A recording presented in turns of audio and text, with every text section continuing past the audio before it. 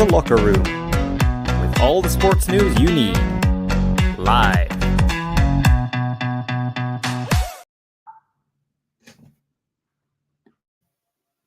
Hello, very good evening to you, and welcome to The Locker Room. If you haven't discovered, it's Christmas coming up soon. If you can see my jumper, I'm going to stand up, right? I've never done this on the show, right? In fact, the last time I'd done that, I was on my other job. So you're listening to, you're watching us now on Independent Live Radio. Independent Live, we're here until 7 o'clock. We're joined by my usual sidekick. No, it's not Mrs. Claus, it's Mr. Grumpy. It's Mr. Duffy. How are you, Grim? I'm good. I'm getting in the festive spirit because I'm on holiday now for a few days. So looking forward to a busy show tonight. There we go. Good evening to Stephen and Mr. Stevenson. Regan Stevens, how are you, mate? And Michael, I'm doing well, thank you. It's good to be back on again and talking about football again. So now I'm looking forward to the festive period. And we haven't saw this man for a few weeks. He's not been outside, but he's just got out of his bed because he celebrated his birthday last week. Good evening, Stephen. How are you, mate? I'm alright. I think you've got amnesia though. I was on last Thursday, but I know I'm good. Yeah. I'm looking forward. I'm looking forward to the show and to the festive fixtures, as Regan said. Yeah, that was the last time the public saw you alive and all that. But I'm happy that you're here as well. You can comment on YouTube, Facebook, and Twitter. And we're here until 7 o'clock. We would like to ask you a few questions tonight. No, it's not your bank number. Don't worry about that, right? It's only about football, right? It's only about football.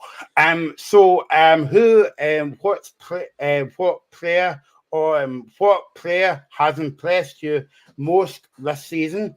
What team has disappointed you so far this season, and who has been your player of the season so far? You can put it in the chat and we're going to ask you guys throughout the show.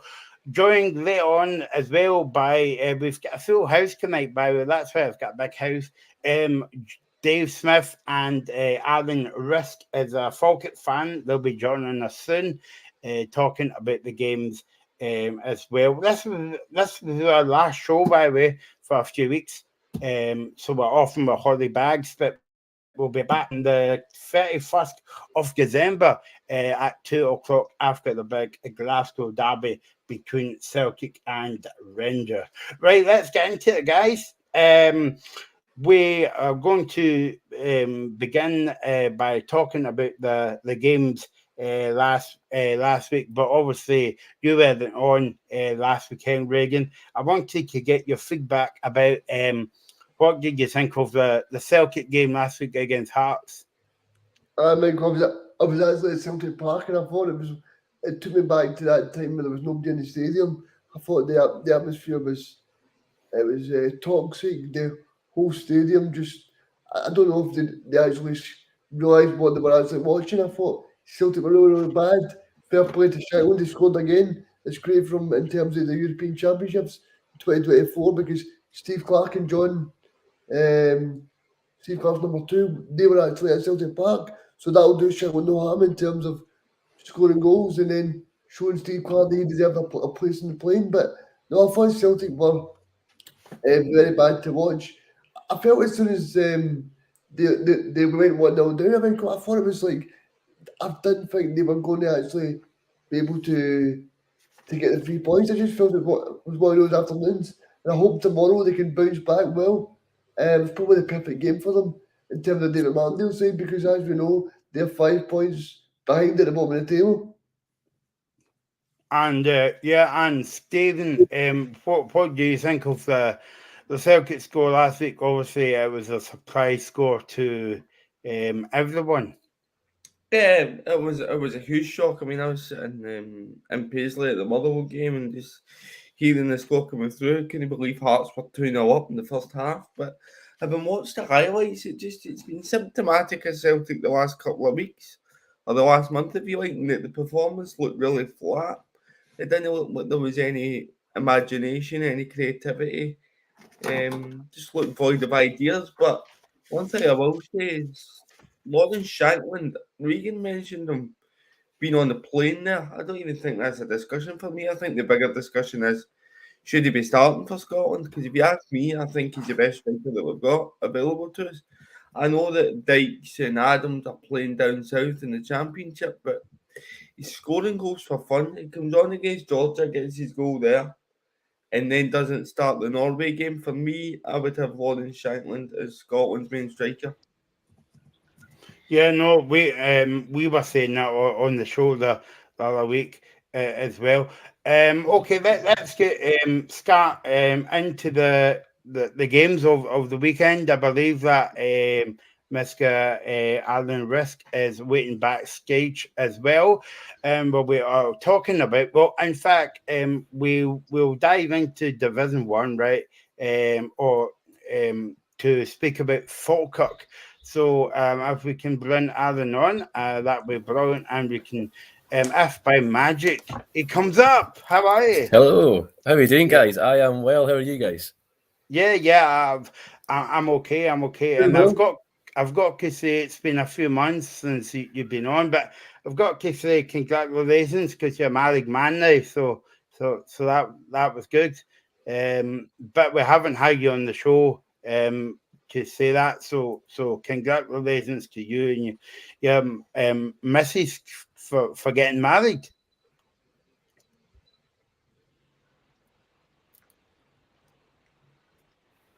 Aye, no, cheers, thank you very much. You know what it's like. It's a busy life, and obviously with the fixture pile up we've got with all these games, it's been relentless. It's been a really good period actually. First time in a while for a Falkirk fan.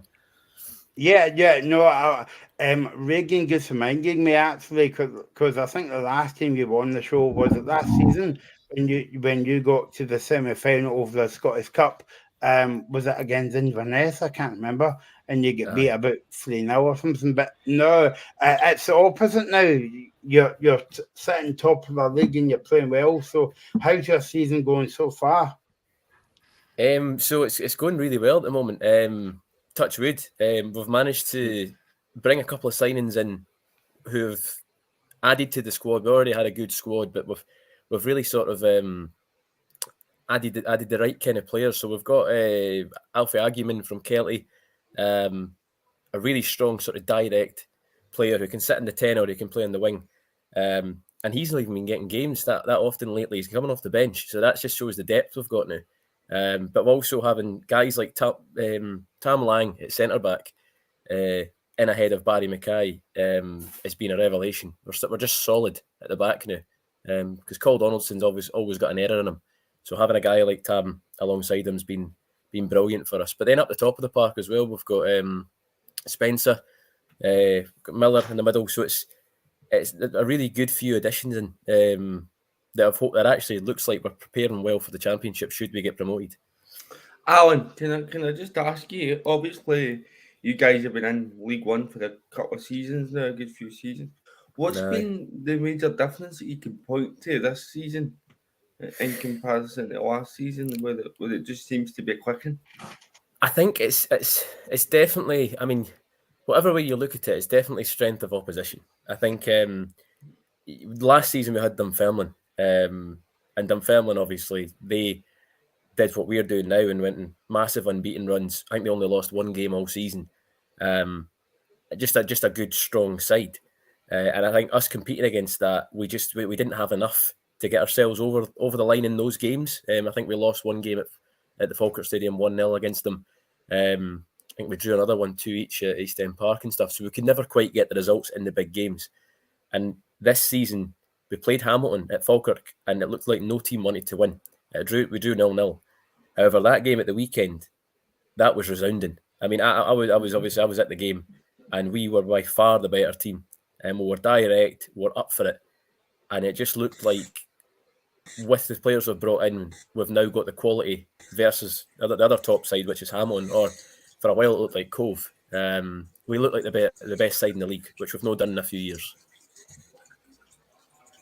So you've got a big game tomorrow. I just wanted your take about the game against Annan, a very difficult away game. It is. It's also it's doubly difficult because of the result we got last week. So you're travelling 2 big away days. Obviously got the result against Hamilton, and then you travel to Annan, and we've never. I don't think it's been a while since we've played Annan actually down there, but you're travelling a long way, and they're not going to have the same support as what we had at Hamilton. It's because it's Christmas week. It's also much longer to travel. I think Hamilton's probably half an hour up the road from Falkirk. Annan's a good couple of hours. So you're not going to have that same backing. So, but what we really need to do is go down there, do the exact same thing, and just consolidate that win. And I think if they can send the fans away happy with another couple of goals, that'll be brilliant.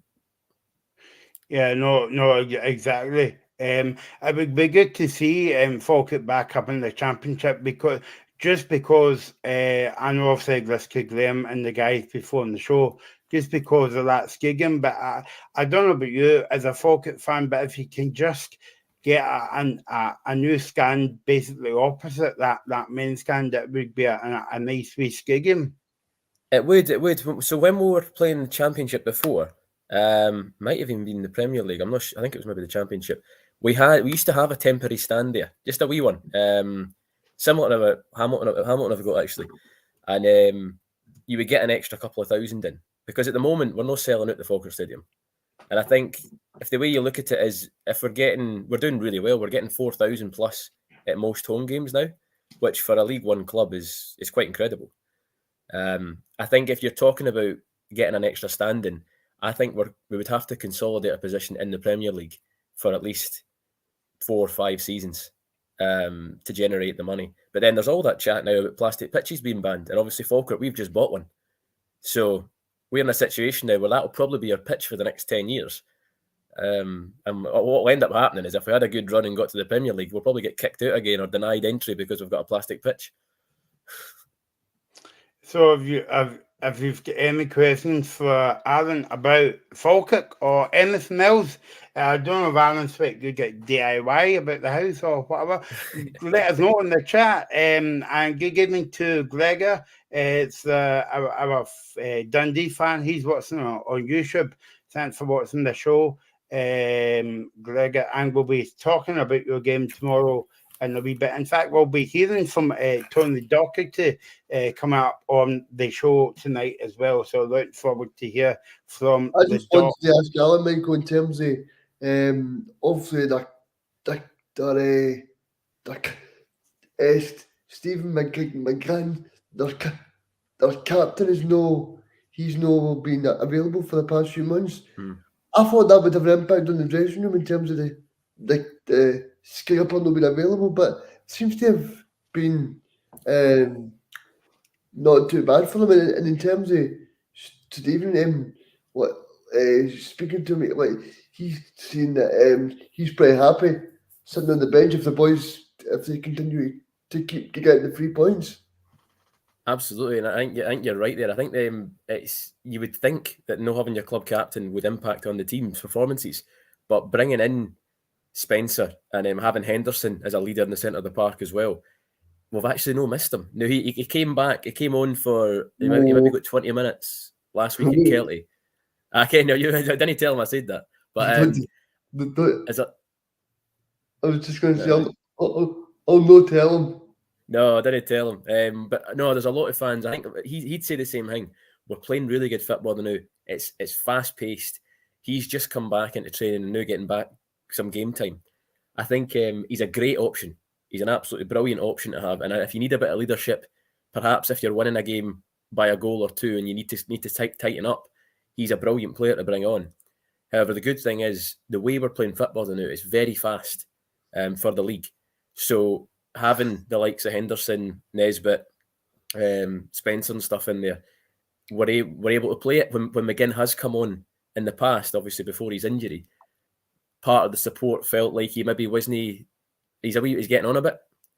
So, but I mean, a brilliant player, brilliant option, and if he's happy playing the role that he's playing, all the better for it. I was just going to ask you in terms of Falkirk this season. Are the fans pretty happy with the manager? I know they've been through quite a few managers in terms of like going up the leagues, but they're pretty happy with the manager because I remember like 2 years ago there was a big famous meeting of it's not a question, it's an answer. Of all the Aye, the famous press conference or the famous meeting. Aye, I think we're the only unbeaten side left in the UK. I think just now. So I think if anybody was unhappy with the manager, it'd be your fault. It's not the manager's fault. I think he gets criticism as every manager does on the match day. I mean, I was in the stands against Celtic, and he never made a change, even when it went to one each. He never made a change until about the 60th or 70th minute, and we're all screaming for Jordan Allen to come on or Alfie Agyeman to come on, somebody with a goal threat. But then again, we went and scored the winner. So he showed again that he knows what he's doing. And against Hamilton, the exact same thing. He didn't make a change for a good while, and just had his system, and he ended up getting the 3-1 win. So I think we're in a good place. The fans are happy with them. We're going the right direction. If we weren't to get promoted, I think there'll be questions getting asked because we're definitely, as I say, we're definitely one of the best teams in the league just now, if not the best. But I think the bigger issues are for Hamilton just now because I'm hearing they're getting an awful rankings getting an awful lot of pressure at Hamilton. The fans are not happy with him, and I think after the Falkirk result, there'll be even more pressure on him. So basically, I was asking the guys a question. Obviously, this is the last show until the 31st of December. But what player has impressed you this season so far from Falkirk, and also who would you like Falkirk to buy in the transfer window? A player who's impressed me the most, it's Finn Yeats. So Finn Yeats is a centre midfielder by trade, and he's very young. He's maybe 18. He played in the under 16s Euros. They had some matches at the Falkirk Stadium a few years back, and he was a standout there. We got him. I think he was released from Aberdeen, and he, as I said, he's a midfielder. But we had a gap at right back, and as a young player, the first couple of games of the season, we were all screaming out for us to buy someone at right back because he just didn't have. He didn't have the sort of. It didn't look like he had the pace or the ability to play there. But I tell you what, like all credit to the guy. He's grown as the season's gone on. Against Hamilton, he was phenomenal. Hamilton brought in a player called Mbungo for the last sort of 15, 20 minutes. Really powerful winger. And Finn did get a booking against him, but he marshalled him for that spell brilliantly. And he's done that all season. I think the other interesting thing is because he's a midfielder, what you're quite often seeing is he can come inside, and if he gets maybe Callum Morrison to go out and cover the wing, he's able to sort of have that interlinking midfield role in an attack, and then he can drop back into defence. So he's been a standout for me. He's adapting, he's learning, he's getting better every game. And for someone who's not a right back, he now looks like one of the league's best right backs. So Finn Yeats. And basically, what's your highs and lows of the season so far? But I mean, it sounds as though that there's not been any low lights for Falkirk, and you want it to continue right up till May. But maybe the low lights are the pies or the saucy rolls at Falkirk. I'm not very sure, but or the UFOs or whatever. So what has been the highs and lows this season for a Bairns point of view? I think highs. I mean, I tell you what, you can't get a better high than winning away at your league rivals. That was the feeling this week has been phenomenal. But I would say that the 4-2 win against Dundee United in the Cup, that was special because we played Dundee United maybe the opening game of the season in that League Cup round robin stage, and we lost 1-0 at the Falkirk Stadium. But the whole game, I thought we're a good side here. We're playing against just relegated Dundee United, top players in that team that should never have been relegated for the Premiership, and we only got beat 1-0, so that felt quite sour. But then to go and play them again, get lucky to draw them in another cup, and really I mean, the 2 goals we conceded were 2 goalkeeping mistakes.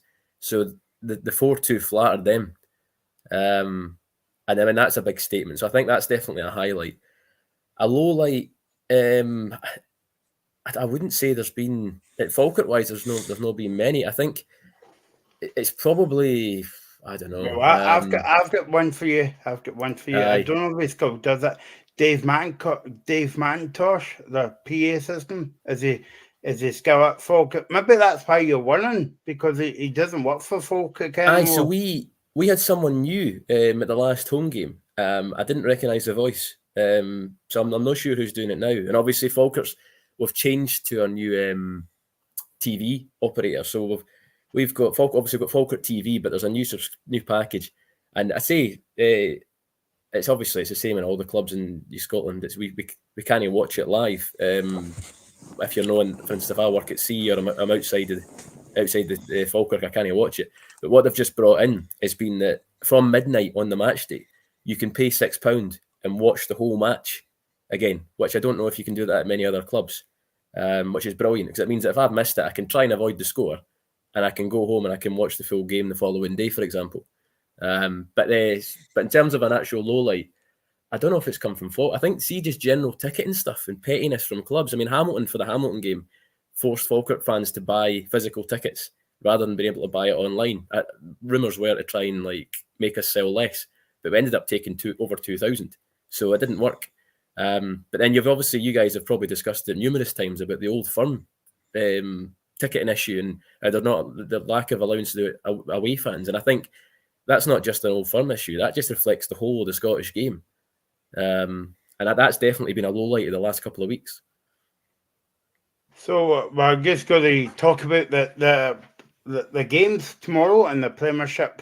Obviously, we've got 2 games tonight in the Championship, and I'm so disappointed that there's no games on tonight. I was looking forward to seeing the Queen's Park game or the Raith Rovers game, but none of them's on the box tonight. But anyway, let's talk about. If you've got any comments you want to ask the guys, you can do so by commenting on YouTube and Facebook. We're on till 7 o'clock tonight. Celtic against Livingston. I think we'll start with Mr. Stevenson with this one. I think you touched upon it before. We at the top of the show. You're looking for a bounce back from last week. I think if Celtic play to their standard, then Celtic should win. But yeah, I think it's just about Celtic showing a bit of pride and showing a bit of passion and desire, because that's something that was like last week. And in terms of the squad, the one thing for me is Kyogo's not scored in 9 games either. And that's a big worry for me, Michael, in terms of where else are the goals coming from for Celtic point of view, because apart from Kyogo, nobody else is really contributing. So that's the biggest thing for me, Michael. I mean, in terms of the game tomorrow, I think Celtic will be looking to it to say, even though it's only David Martindale side in the 5 points drift, it's very important when you're not playing well, you've not got the confidence and self-belief. The important thing for me, Michael, is that you get an early goal in the first 5 or 10 minutes to settle down the whole stadium, because, like I said earlier on the show, in terms of the game last week, the whole atmosphere was talking the whole way through. I know you guys want to touch on it as well, but the Green Brigade are back as well. I don't know if that'll make a difference to the support as well. So, I think I think if we're looking at the overall game, Michael, I think Celtic should be a 3 points in the bag. I was going to say that before I come to Graham and Stephen and Alan about the game tomorrow as well. How do you feel about the Green Brigade coming back? Because I've heard a lot of chat over the past couple of weeks that you need an atmosphere in the stadium for the team to perform. But my kind of argument with that is they're professional football players.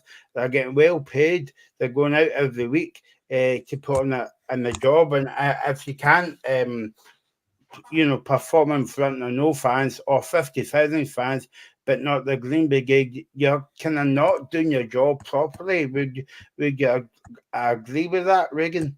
Michael, I think you're spot on with that. In terms of the Green Brigade, I'm not a big fan of them, but I don't get the point that that these guys make such a good impact. I mean, these guys are only 200 fans, so the fact that people are so in line that these guys make such a big difference is beyond me. Because surely Celtic should be allowed, be able to go out against Hearts and against David Martindale say tomorrow and get the 3 points easy. That shouldn't be because of the friction between the board and the Green Brigade. Like you said, these guys are professionals. But yeah, and I think the interesting thing for me, Michael, in terms of the Green Brigade is, I think one of the big reasons is that they've brought the Green Brigade back in is because they need the atmosphere to be top notch in terms of the next two games for Celtic is David Martindale's side, and then they're obviously playing the Derby game against Rangers. So that'll be a crunch game now that Celtic have lost up the last two league games in the SPFL, because 2 weeks ago Celtic were 12 points clear, and now it's only down to 2 because Rangers have played their game in hand. So it's looking as if we're going to be in a very tough title race this season.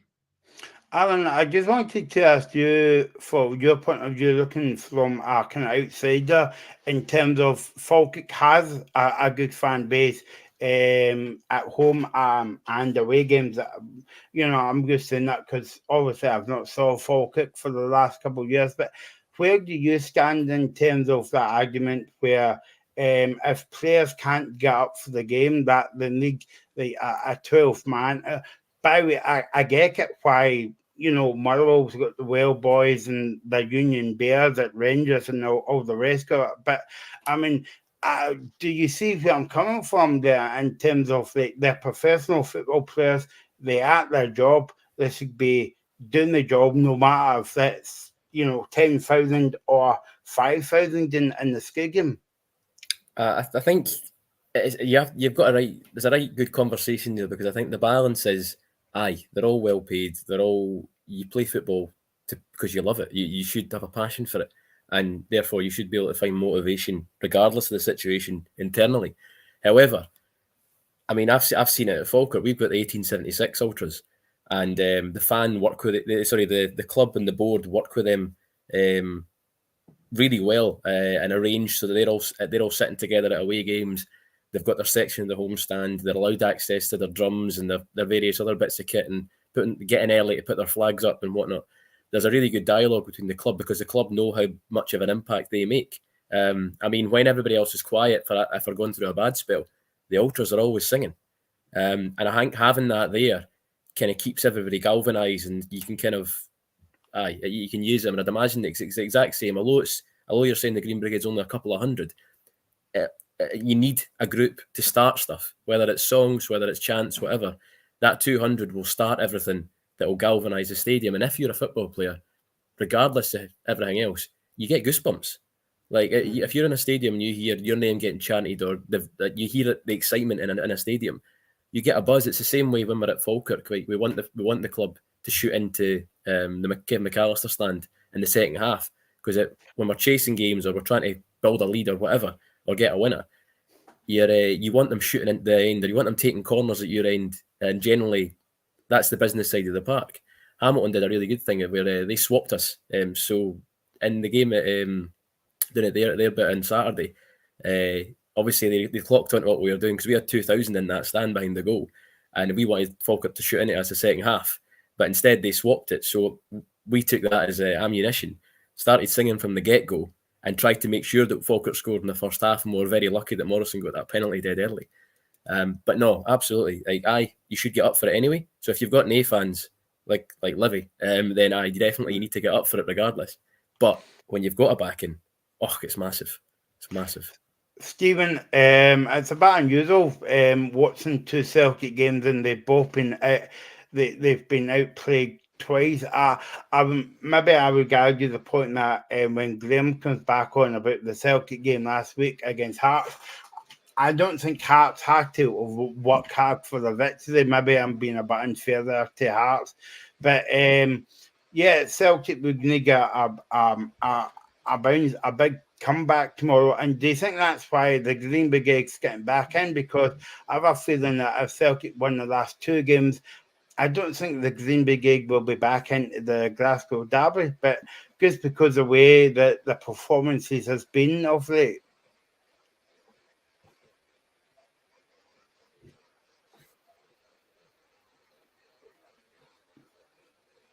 Oops, I think we're having a...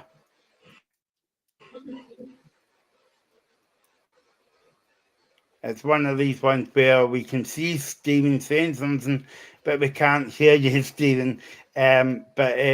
I take it you're agreeing with me because you always agree with me, don't you? Yeah. Okay. Yeah, that's fine. That's a bit presumptuous. Yeah. 3 bags full and all that. I believe in Santa and all that. Yeah. So, Reagan, would you kind of like agree with my point there about? You're right. You're absolutely right. The reason that they've been allowed back in is because the gap at the top of the league has been closed. Everybody knows that. Can you hear me? Yeah. Hello? Yeah, we can hear you. What we'll do is we'll try and fix Stephen's audio and try and get him back on if that's okay. Reagan, I think Stephen was kind of agreeing with me that I was only kicking on by whether Stephen agreed with me or not, but what do you think of my point there? Yeah, I think your point's spot on in terms of the Green Brigade and Celtic. I think the only reason they've been brought back in is because the gap's 2 points. They won the end when Celtic were 11 points clear 3 weeks ago. So I think it's because the pressure has got to the board. They know last week that they're clearly not into the supporters. So what do the supporters want? They want the Green Brigade back in the stadium. I think this is probably a good move by the club in terms of atmosphere because they'll be hoping that inspires the players on to victory, especially when you get 2 home games against David Martindale's side and then Rangers, because Rangers got a great victory in the Viaplay Cup. So no, I think the next few weeks are going to be very interesting. Graham, obviously I've not spoke to you from last week, and I think you've been in cloud number 11, if you can get cloud number 11 for a week, about that win against Celtic, and early goal by Shankland getting a free kick just before half-time, settled the 3 points for Hearts. But what were you... I know that you might be looking for the Hearts tinted specs here, but were you a bit disappointed in terms of the way Celtic approached that game? No, couldn't care less. Hearts, glorious Hearts. I was delighted with how bad Celtic were last week. Otherwise, it would have given us no chance. No, I was kind of surprised that Celtic were quite as flat as that. And even at 2-0 up, I still thought there's a long way to go in this game. And like second half, I'm expecting Celtic to come out second half and really hammer at the door, but it didn't really happen. I mean, I said last week on the show that I've never felt as comfortable at Celtic Park, which felt weird to say that we were very comfortable. But Celtic didn't really have much of a threat. I actually thought their best player was Forrest when he came on. But apart from that, Celtic were just very flat. They didn't look like there was any real belief they were going to get back in the game. And I know that I think Brendan Rodgers mentioned it last week that I think McGregor was doing like 3 jobs. I just thought Celtic were very poor last week. Mikey Johnson, I wasn't surprised that he came off at half-time. I was a bit surprised that Ralston came on. I didn't really get that. But yeah, I was delighted that Celtic were as poor as that, because if they hadn't been, they might have given us a bit of a hard time. But actually, I've had a horrific problem with internet just now, so I'm not the problem. I've not had the chance to ask Alan, actually, as a Jambo. Alan, I'm interested to know about Callum Morrison, because when he was at Hearts, I liked him a lot. I think there was times he was quite inconsistent, but what I've seen so far at Falkirk, I think Morrison's been very good. Have you been impressed with Callum Morrison this season?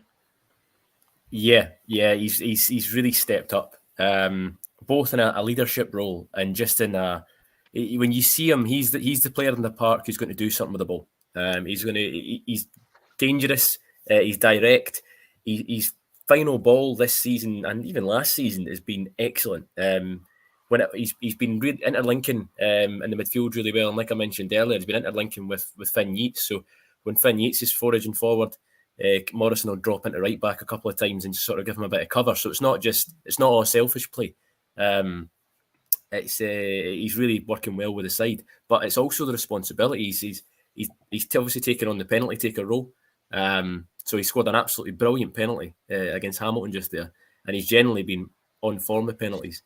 In the first couple of seasons, he was inconsistent, and there is some matches where he kind of goes off the boil, but I think on the most part, he's definitely one of our best players. And if we didn't have him, or he was injured, I would be worried. Goes back in the game tomorrow. A must-win game for Celtic, but I wanted to get your take, Graham, because about the Green Brigade. I was saying to the guys there, the Green Brigade's getting back in tomorrow, and that's right, good and well for Celtic. In fact, Celtic will probably win tomorrow night. But do you feel as though that if you're a professional football player, you still can rely on a 12-man to support you? I know why they do it, because Hearts do it, Hibs do it, Alan said Falk does it, Murrow does it, and all the rest of it. But if you can't really get up for a game against Hearts or Livingston or St Mirren, especially at home. He's not missing a trick by calling the Boys Brigade, by the way. Who thought of the Green Brigade? Call them the Boys Brigade, BHOYS. Were you missing a trick there? No, I don't think you do need them. But listen, we all know that, how fans work. They do make a noise. We've got the Golgi Ultras at Tynecastle, which does make a massive difference. And I think the Green Brigade does make a difference. And it's been a bit of a, it's obviously been a bit of a disappointment they've not been there. But the fact they're getting back in is a good thing. I'm not going to lie. Will it be quite as good tomorrow against Livingston? Because Livingston are the worst side that I've seen so far this season at Tynecastle. Like, they are dreadful. So I don't know if it'll make a massive difference, but you need that that section there. Like I said, it does help with Hearts that we've got the Golgi Ultras. It does make a massive difference. So I think, having them back will be good. But it depends, I think it depends how the game goes tomorrow. If Celtic start off well, then the fans will get behind them. But if it's flat, if Livingston can get through the first 2 minutes without losing a goal, then it'll be the same as it was last week. Because last week was soulless, by all accounts. When I watched it, there felt no atmosphere there at all, which was great for us because it did help. But they've got to, the Celtic players have got to give those fans something to shout about. And if Livingston can frustrate them, we know how that's going to go. Alan, you've got to go on. Talking about going, you've got to actually go in a few minutes. But can we get your prediction for tomorrow's game? A very difficult game against Annan away. Yeah, I think. I'd love a big result, but I think if we a nice 2-0 win away from home, then back up the road, I think that's the biggest thing. So a 2-0 Falkirk will be my prediction. Are you going to the game? No. Not tomorrow, no, but I'll catch. So the other thing the club are doing now is you can pay. So you see, at midnight you can pay £6 and watch the full game back, or you can get a live commentary of the game for £3. So I'll probably stick my headphones in and I'll be out delivering presents or whatever and listen to the game. Oh, well, thanks for coming on, and good to have you back on, and Merry Christmas, and we'll speak to you too, guys. And Merry Christmas. Pleasure as always. Cheers, guys. Take it easy. Merry Christmas, mate. Have a good one. Merry Christmas, pal. There we go. That was a Falkirk fan joining us live on the. I was going to say on the radio, but just to let you explain, we're not on the radio now. Actually, we're just on Independence Live, so no radio for us for the time being. We're on the naughty list for that one. We'll hopefully get back on there next year.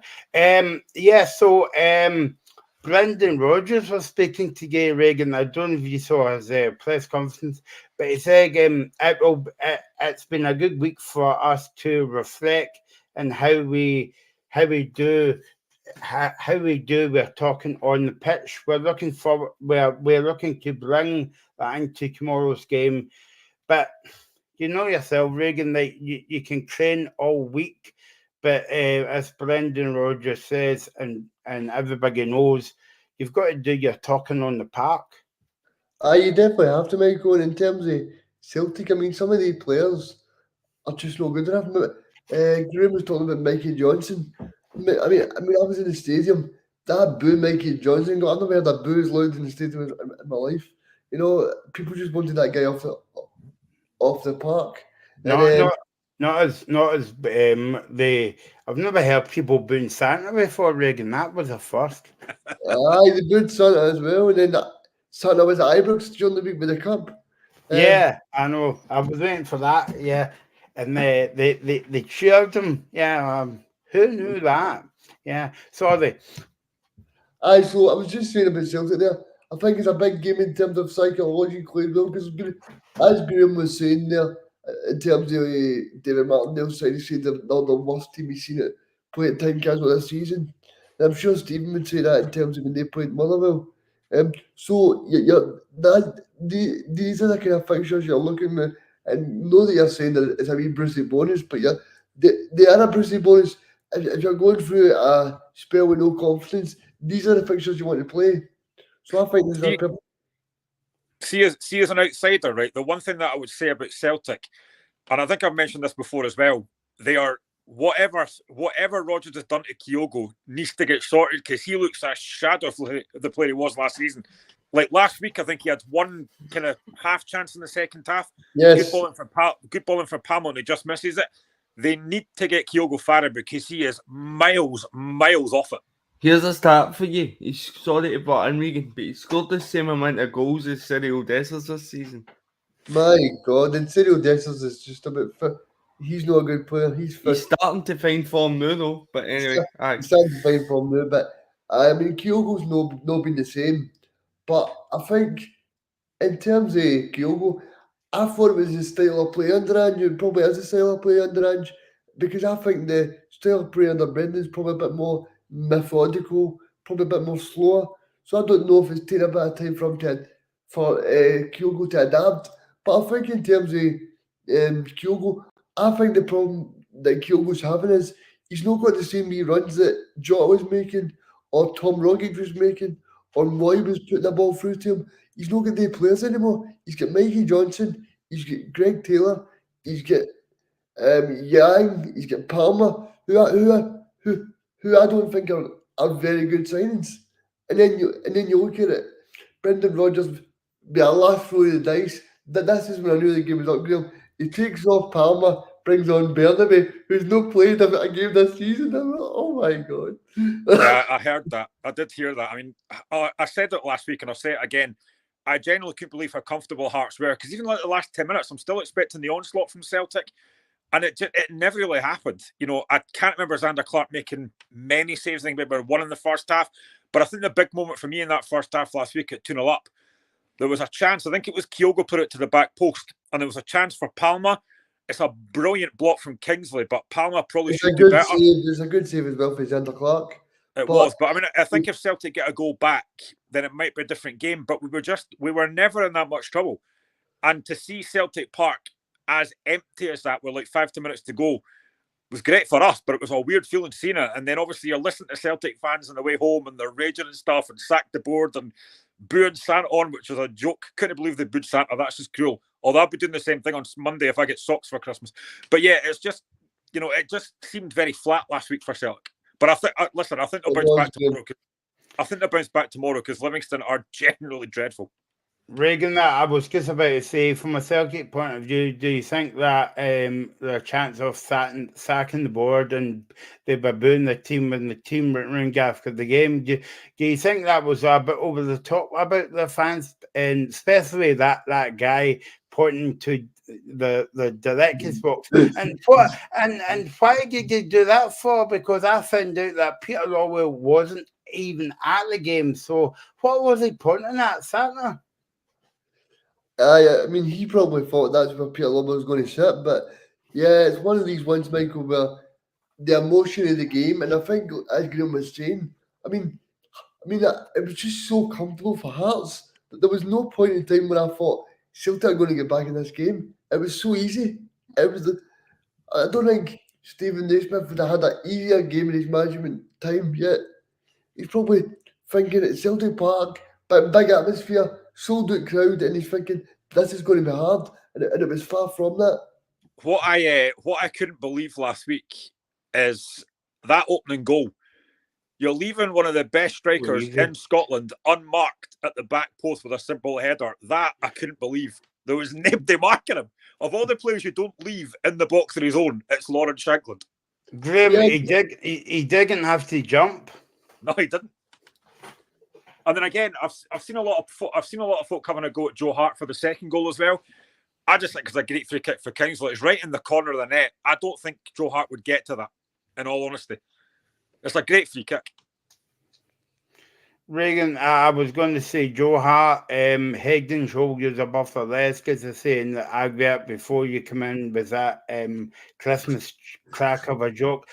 Do you think his confidence has went? Because there was twice that the ball dropped him in the game, and he punched the ball and Gigi catching the ball. But when you see it again, there was nobody beside him. So why Gigi August come out and demanded his box? I think Brendan Rodgers knows he's no his keeper, because you looked at the game against St Johnstone, he said it was the angriest he's been, but we'll see the angriest he's been. That should have been with Joe Hart, because it was Joe Hart's problem with the St Johnstone. All we had to do was get up and be a proper goalkeeper. He did the same thing against Motherwell. He almost gave Motherwell a goal in the first half when he came out and punched the ball. And you're thinking, what are you doing? What are you doing? So I think Joe he's done very well for the first two seasons he was here, but this season is a season too many for me, Michael. So what's basically went wrong, Reagan, from Celtic being 8 points in front to now maybe Rangers coming to Celtic Park and Celtic being 1 point behind? What's been wrong? I think the fact that Michael Beale's left is showing Celtic up, because I thought Michael Beale wasn't a good manager, and now that Philly come in, he's really taken to these players, and he's shown them that if you behave in the proper way, then you can get a proper tune at the players. Stephen, have you been very surprised this season, or obviously that you pick up a point against Celtic the other week at Parkhead, and it took Celtic for 93 minutes to score for Park for the 2-1 win. Have you been very surprised at Celtic this season? I think everybody has, but it's so evident in the change of style that I've been saying it for weeks. Kyogo likes to play the shoulder. How deep he's coming under Rodgers is crazy. Graham touched on it perfectly. They need to get that sorted before if they're going to push on. But the glaring thing for me is Celtic have signed all these players, right? And they're still bringing Bernabe on off the bench at left mid. They're still bringing James Forrest on at right mid. They're still Mikey Johnson's still getting a game. So have they invested correctly? The answer for me is absolutely not, and that's why you're getting supporters being angry at the board. Everybody within Scottish football could see that Celtic needed a goalkeeper in the summer. The only people that couldn't see it are the people in charge of the football club. And I think that's one thing you would look at. I don't think under Ange Postecoglou you would have looked at Celtic and said they had any frailties. This season, if you get a set piece against them, you've got a chance of scoring a goal. St Johnstone done it, Hearts done it, we've done it. So there's evident weakness there in that Celtic side, and it needs to be addressed. See right now, I would actually say that one of Celtic's best players just now, I never thought I'd say this, is Liam Scales. Yeah. I think he's one of the Celtic's best players. And yet you've got a guy in Lagerbielko who can't get a game. You've got Narovsky who isn't back yet. You're actually relying a lot on Liam Scales at the back. Obviously, Carter Vickers, we know how good he is. But I never thought I'd be sitting here thinking that Liam Scales is one of Celtic's best players, but he has been. then you also look at what looks to be like wasted money in the likes of Yang, Kwon, and Telio, who haven't featured at all. I know Yang has been a bit popular, but anytime I've seen him, he's looked pretty terrible. I think there's so many crosses that he's put into the stand. And that's what you need in the Celtic shirt. You need flair, you need that end product, and it just seems to be missing. I think Matt O'Reilly's maybe the only player in the Celtic jersey that can hold his head up high. And William Scales, obviously, like you mentioned, but I'm talking about for an attacking sense. Even Alistair Johnson doesn't look the same player. He was one of the best players that they had under Postecoglou. He's been poor, so there's big issues for them to address, Graham, and Rangers are favourites for the title in my eyes, and that game in December at the end of the next week. Sorry, I'm saying December as if it's miles away. Next week is huge because if Celtic don't win it, I just see Rangers going from strength to strength. And that's a problem, Graham, because if Rangers get anything at Celtic Park, that's the last game before the winter break. So basically, the Celtic fans and the Celtic board has really got time to go in the darkened room and think about, we need to get back into this title race, or else we're teased out, as I say in Dundee. Yeah, I mean, I sat here weeks ago and started the season saying that I thought Celtic win the league quite comfortably. And now it's not looking that likely. It's now looking like Rangers have actually got a good manager there. They're winning games. They're dominating a lot of games. I think Clermont's not been beat yet. And they do look now like a side that knows what they're doing. And I think Stephen mentioned it as well perfectly. Dessers, who was getting criticised ages ago, is starting to score goals now. So they're actually getting a lot, they're looking a lot stronger now. And that game at Celtic Park is going to be huge. I don't want to get at this now, but I'm going to say it anyway. And I said this in the group chat as well. I really don't think it's a good thing there's no away fans at a derby game. You have to have away fans at derby games. And I'd be gutted if this was the same at Hearts and Hibs, but I think the fact there's no Rangers fans there either might make it better for Celtic, but I just think that game is going to be huge. I'd assume Celtic win tomorrow. I think Rangers will probably beat Motherwell. Sorry, Stephen. And then there's games next week as well. So you're looking at that game is going to be massive. If Rangers get ahead in the league title race, it's going to be difficult, but I do still think there are drop points still to come in this title race, because I do think Celtic are vulnerable. Rangers going away for home could drop points. There's a long way to go, but that game next week could be absolutely crucial. Yeah, a long way to go before we move on. Let's speak about Livingston, Stephen.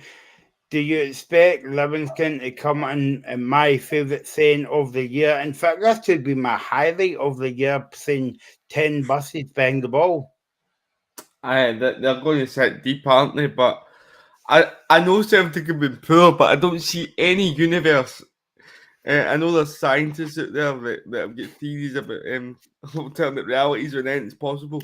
I don't see any universe in which Livingston can get a result against Celtic. They get their first goal when I think it is over 11 hours against Aberdeen.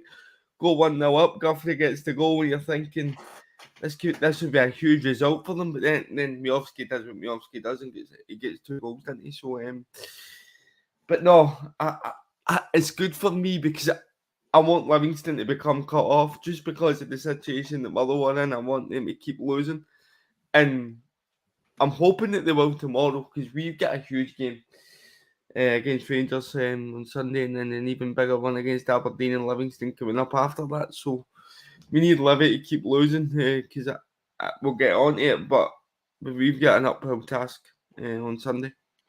Graham, before we move on, I don't know if you saw this news, but I want to get Reagan's take on it. But he is away wrapping up his present for Santa, I think. I don't know if you saw that. In the women's team, Fran Alonso has left Celtic. He is going to America in the top flight.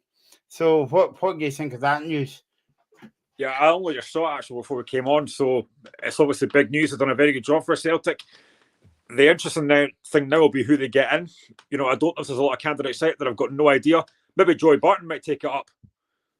God, that guy annoys me. But yeah, it's an interesting one.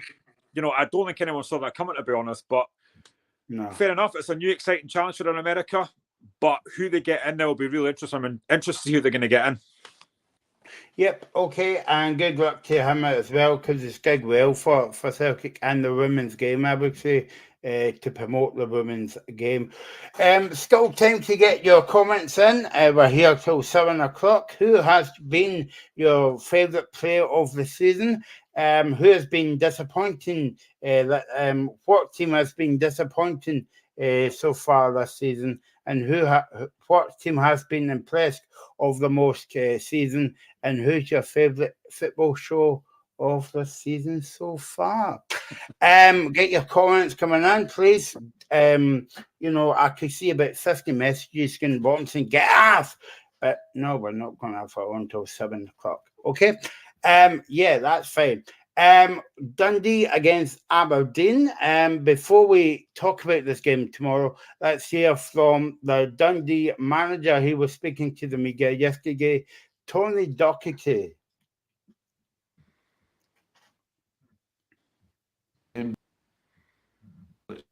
I'm pleased that it's at home, because I say we've had 3 away games recently, so it's just another game. I don't look at it any other way than it's us against another team, and it's us trying to make sure that we execute a game plan against them and try our best to endeavour to get all 3 points. There we go. That was Tony Docherty there speaking about the game tomorrow against its former employees, Aberdeen. Looking forward to this one as well, Stephen. But he's actually done a decent job since he's been up there to Dundee, because we always speak about that step up between assistant manager and manager role. But to be honest, he's done a decent job so far. Can you still hear me all right? Aye, because my screen's froze. Yep. No, we can. Right. Yes. No, just making sure you can still hear me. Hey, no, he's done an absolutely fantastic job. They get the win late on against Ross County, sending Derek Adams into meltdown. We'll get on to that later, I'm sure. But you're going to ask me, and you're probably going to ask me for a player from my own club, about who's been the most impressive player this season in the league. But I think it's got to be Owen Beck. Owen Beck, what a signing that has been. That for me has been the signing of the summer, this season. There you go. I'll go as far as saying that. And I just think as a squad, I mean, you've got Lyle Cameron there. You've got Bakayoko up front. I say it every week, but the Dundee, we're getting the reputation of becoming a bit of a yo-yo club, and Tony Docherty's went right in. And he's stabilised that ship, hasn't he? He's settled it down, and I think they can be really happy with the season that they've had so far. Yeah, Graham, I've been very impressed with Dundee this season. They've got good players in the team.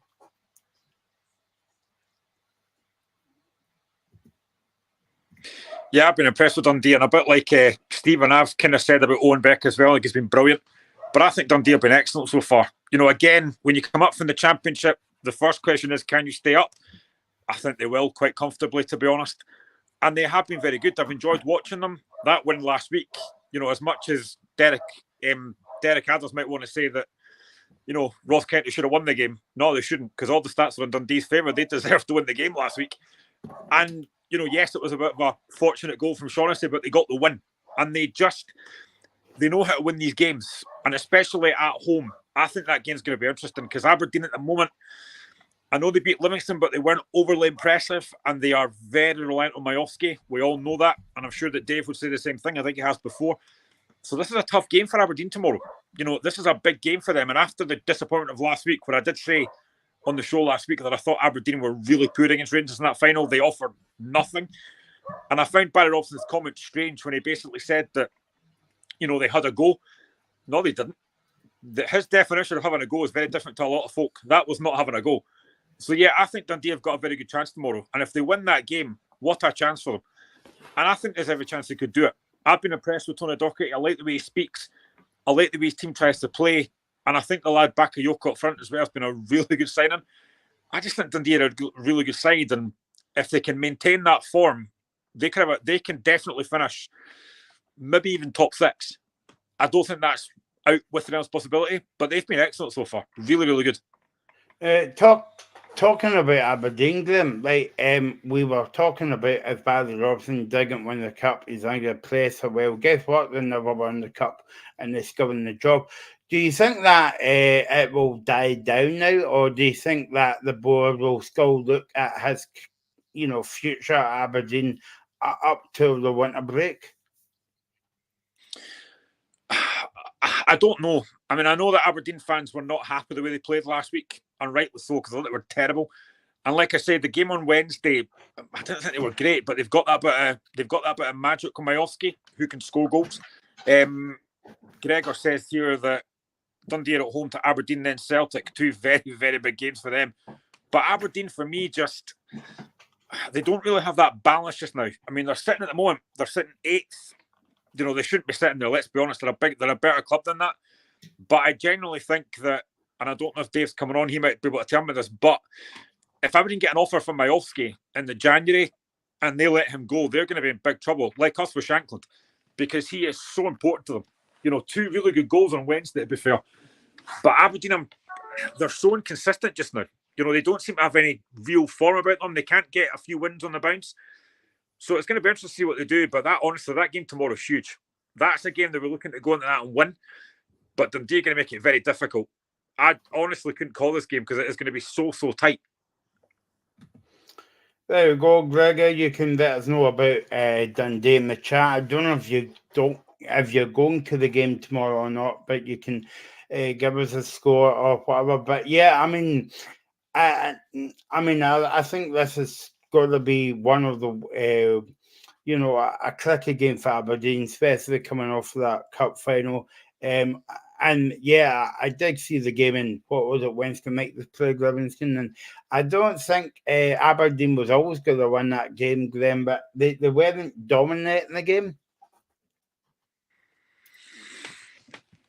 I think on Wednesday, I mean, I genuinely didn't actually believe that Livingston would score on Wednesday. Obviously, they get the 1-0 ahead, and Aberdeen managed to fight back, but I just think Aberdeen don't really have any decent form. And I think I said a couple of weeks ago that I genuinely thought Robson had credit in the bank. But there's still a lot of Aberdeen fans who are not convinced by Robson. If they were to lose that game tomorrow, I mean, I think Aberdeen fans would definitely turn then. I've listened to a couple of Aberdeen podcasts in the past couple of days, and a lot of them are still not over. They're still not behind Barry Robson, which, listen, I do get because they've not been overly impressive. And where they're sitting in the league table is not where Aberdeen should be sitting. No, but I think this game's tomorrow is massive. I don't know how Aberdeen have got after this. I'm not entirely sure about the fixtures, but this is a game they've got to go into tomorrow and think, right, we need to pick up 3 points here. We need to try and climb up this league because Hearts are getting away from them, St Mirren are getting away from them, Kill are getting away from them. So Aberdeen really can't afford to drop any more points. But they're up against a Dundee side, as I say, who at home, I think they've only been hammered really once by Rangers. Dundee at home are a decent side. So I genuinely think this game tomorrow is such a hard game. But for me, I actually think Dundee could sneak this just because I don't think Aberdeen are coming at this with any real form. So it's going to be such a difficult game, though. They're way too Motherwell, Graham. Are they? Yeah. So, Stephen, what do you think of this game tomorrow? It's going to be a very interesting game in terms of, it could be a bit of a sticky one for, Aberdeen going away after the cup final. And okay, they were playing midweek against Livingston, but I mean, Dundee's a good team, especially at home. I think it's a really tough fixture for Aberdeen. I mean, I know they get the win midweek, but I think Aberdeen fans would have been looking for it to be a wee bit more convincing against Livingston. They're really looking to kick on, and they're having to come to a goal behind and it's great and scrap to get the win. I'm just trying to check. Sorry. And they'll do, in terms of away records, Aberdeen have got a no bad away record. I mean, they've picked up 8 points away from home. I know it might not sound like a lot on the surface, but compare that to their home form. I mean, they're kind of they're doing okay. So, no, but Dundee, really tough place to go. It probably, for me, screams a draw, because I think that Aberdeen will go there and they'll kind of try to build a wee bit of momentum. I mean, hoping from a Liverpool fans' perspective that they get beat because you don't want their confidence growing anymore before we go on to play them on the 27th. No, I think that one's got a draw written all over it for me. And in fact, do you hear that, guys? No, it's not Santa. It's Mick Montgomery. Can you hear him? He's speaking at the moment. I'm dying to speak about that one, and I'm dying to know what Graham says as well, because I know that Naismith isn't interested. I thought as soon as I heard that news, I thought we were playing American football, not football. But anyway, let's leave that one for a minute or two. Hearts against Mirren, Graham, tomorrow at Tynecastle. 7-0 Hearts, or I'm going to be raging. It's going to be a difficult game. You know, we have to build on last week. There's no point. Sorry, as if you're still watching this, pal, but there's no point in beating Celtic and then losing, drop points to St Mirren at home. But we've already lost to St Mirren this season in Paisley. But tomorrow's a big game. Our home form, strangely, has not been that great. Our away form's actually better than the home form. That needs to change tomorrow. Obviously, we've got Hibs on Wednesday, which I know we'll get to shortly, but it's a really big game. And then after that, we've got, I think it's Livingston. So we've got, difficult games to come, but we have to be winning these home games. We've got a chance to pull away from St Mirren. It'll be difficult because I think Robinson's a really good manager, done a good job, but we have to build on last week. We're going to have to make changes because Leon Boyce is out. I think Lowry's back. There was somebody else. It was Stephen Kingsley, might be fit, hopefully. But I know also that next month we've got Nathaniel Atkinson and Kai Rolls away at the Asia Cup. I think Rolls has been outstanding recently. I've been one of his biggest critics over the past couple of months, but his form's been excellent along with Frankie Kemp. I know Stephen mentioned Owen Beck being one of the signers of the season. For me, for Hearts, Frankie Kemp's been our signing of the season. He has been absolutely outstanding. Fantastic. He was brilliant last week as well. He's just been an absolute born leader at the back, and he's brought Kai Rolls on a ton. He really has been fantastic. We've got Craig Halkett back. What I liked about last week as well is that Aidan Denham came back in and did really well, and we handed a debut to Macaulay Tate as well, who, again, it was only a few minutes he was on, but he did well. So I'm impressed with what I saw last week, but we have to build on that. We have to get 3 points tomorrow. I think the fans will expect it, but it's going to be difficult. I'm under no illusion it'll be difficult against a good St Mirren side. And as for St Mirren, Stephen, what would you expect them going to Tynecastle tomorrow? I think they'll be stuffy, as they always, but ideally they'll look to carry that threat up the other end. I think from a St Mirren point of view, I don't think they perhaps had their best performance of the season last week against us. I know that they missed a penalty 1-on-1, but I thought for large parts we were the better side. But again, they didn't get beat, so they'll be looking to go there. It's a huge game for them tomorrow.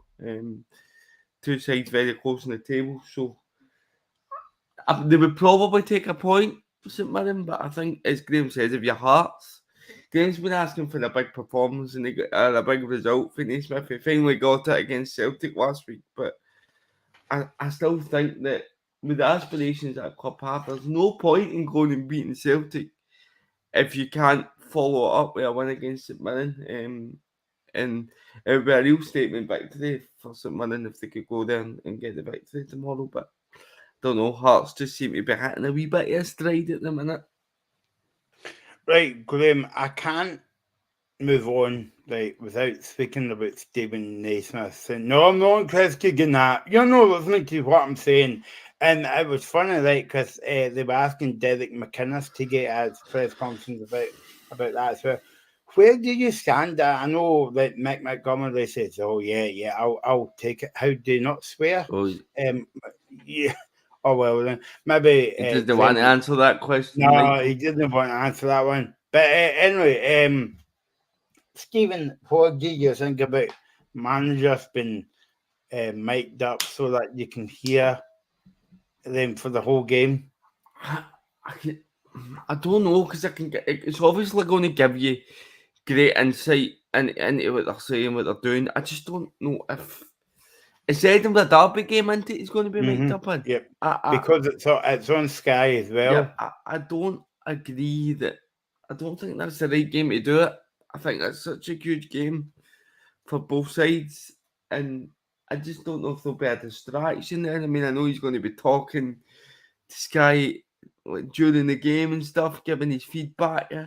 I don't agree that getting mic'd up for the game is important as the Edinburgh Derby is the right way to go about it, and I think that's why maybe Stephen Naismith has rejected it. Listen, he's making a rod for his own back, because if he doesn't get a result, Nick Montgomery against Hearts, are going to say, well, you should have focused on the game rather than being mic'd up and just got on with it as normal. But then if he can do it and win, what can you say? I just think it's a bit of a risk. It's a bit of a distraction for me to do it in such a big a game as that. And Sky better have the bleep button at the reggae, because you're not telling me, Graham, that a manager doesn't swear during the game. Not unless you're getting beat. All winning, obviously, as well. But yeah, what do you think of Stephen Naismith? I mean, I think Naismith's done the right decision. But I mean, whose idea was it to say, yeah, we'll make managers up? That's just stupid. I mean, I know Scottish football's a laughing stock at times, but I mean, come on, this is going to be a bigger laughing stock than a better pantomime, I would say. I can't wait for Sky to have to apologise every 2 minutes for the language that's getting used. That'll be hilarious. Not 2 minutes. Not 2 minutes. I mean, I think Naismith's done the right thing. I don't think it's what you need. And I think Stephen's right. Just focus on the game. Nobody. I mean, listen, I hope it goes horribly wrong and Montgomery is in every 5 minutes. I hope it's an absolute disaster and I see salty tears from Montgomery in the dressing room and stuff. It'll be brilliant. But yeah, I don't think it's needed. I really don't. Can you imagine that happening at a Celtic Rangers game? It would never happen that way. It'll be hilarious. But yeah, I just don't think it's needed. Just concentrate on the game. Do you think it may? And I know they're trying to give us one insight into the game and stuff, but do you think it makes a wee bit of a laughing stock that they're even trying this? Yeah. Because you see it in the Masters and that, Michael, Masters football, when that used to be on Sky, they talk to people at the side, but no during that's different. And Edinburgh Derby in the middle of the season at Christmas. To me, apparently, the Sky Sports will have a body cam on him as well. Let's hope they put in the right bit, obviously. But yeah, Stephen, yeah, that's a good point, right? Because the Sky and different TV companies are using Scottish football as a kind of, whatever, laughing stock in the league. And you're right about the interviews, people in the maskers and the FA Cup, first and second round. And I can understand that, but not for a big kind of derby game on live on Sky. See, for me, if you want to do it, Michael, you might come up during the training session or during the warm-up. Yeah. And then you can even make him up during the team talk at full time or before the game. I wouldn't even do it at halftime, because you might need to get a message across to these players, and as Graham said, they might need to use the bleep machine for some of it. But yeah, I just think leave the 90 minutes as the 90 minutes. Yeah, you know what I mean, leave the 90 minutes as the 90 minutes. If you want to make him up, as I say, make him up at training, or make him up during the warm up, and then even do the team talks. But just leave the 90 minutes as they are. I could see that. See, what I find quite funny though is, right, they're going to mic up Nick Montgomery, but they won't mic up the referees with the VAR room. I would rather hear that than hear Nick Montgomery. There you go. I mean, and I can't wait for this. And it just shows you, doesn't it? Like they've made all these excuses as to why they can't make up refs, this, that, and the next thing. Well, if you can do it with managers, you can do it with referees. And you know what they could do? There should be some way of getting, like there is in rugby, getting that audio played through the stadium so that the people in the stadium know what's happening as well. Mm-hmm.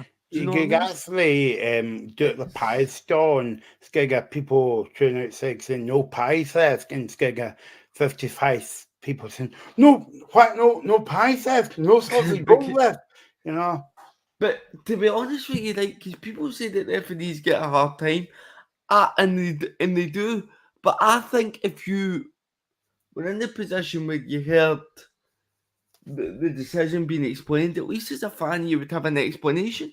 You would know. Whereas right now, you're just looking at a mistake and going, "Oh, he's made a mistake." Whereas if you're here, you can never get a window into the referee's line of thought. We don't have that at the minute. I'm not It's having a something go. that needs addressed. I'm not having to go at Sky, Graham, honest, right? But do you think they'll do that at a Man City, Man United game coming up soon? No. No chance. Yeah, it's just because Tinpot league and all that up here in Scotland. But anyway, Scotland's You can see two executives at Sky having a chuckle to themselves, going, "Look what we're doing to this league." I know. Might managers up a bit. Anyway, don't start me on that one. Graham knows what I feel about Sky. Anyway, let's move on now. Before we get into Soapy Bubble, Kilmarnock against Johnson tomorrow again. It's a very interesting game, Graham, because Derek McInnes is coming up against his former club. Before we talk about the game tomorrow, so let's hear from the Kilmarnock manager, is Derek McInnes. Cameron are still out. Innes might get back before the winter shutdown, but he's back running and progressing well. Liam Donnelly going to miss tomorrow, but he's got a good chance for St Mirren. And Dundee games coming up. Matty Kennedy, we're still hopeful for tomorrow. He's done a bit of work today, so he's been scanned and got a wee bit of reassurance from that injury. And Kel McGuinness is the bigger one for us, where he got recurrence of a hamstring issue last week. He's been scanned, and we're sending him to a specialist. Probably now it'll be after the New Year, if we can't get him in between the Christmas and New Year, down to get an opinion on that one. So we'll see how that plays out. But everybody else, Joe Wright's back training and back available for tomorrow as well, so he comes into the squad. So 3 definites for tomorrow, and Matty's touch and go. Craig's come back and firstly he's done a really good job. I mean, I think he's looked at what he's got. He's went with a 5-box-1 effectively, filled his team with kind of midfielders in the middle of the pitch, and pretty hard to break down. They don't score many, but they're obviously not conceding as many as they were, and I think that's a sign of a team that's been well worked on, and I think that he's made them a lot more difficult to beat and play against. I think they're very competitive, and you can see the manager's influence on the team. It's clear. He's done well, Craig. He has done well, and I think he's always been a very good manager, and I think that coming back into it, having spoke to him, it might have came as a wee bit of a surprise to him, but now that he's in, you can clearly see his influence. There you go. That was McInnes speaking about the game tomorrow. Graham, we're asking people tonight what have you been very impressed with this season. I think that Kilmarnock fans, Rory might have told us different if he's watching the show, but I think if I was a Kerry fan, I would be reasonably happy with Kilmarnock, because if I said to you, like, Graham, Rangers are going to get beaten the first game of the season, they're going to beat Celtic in the League Cup, and they're going to beat Celtic in the league, you would take that? Absolutely. I think Kill have been fantastic this season, and if results were to go the way tomorrow, they could be sitting near 3rd or 4th, depending on results tomorrow. So it's going to be interesting. But I think McInnes done a really good job, and I think their home form's been crucial. I knew it would be. At home they are very, very hard to beat, and I think St Johnstone will find out tomorrow.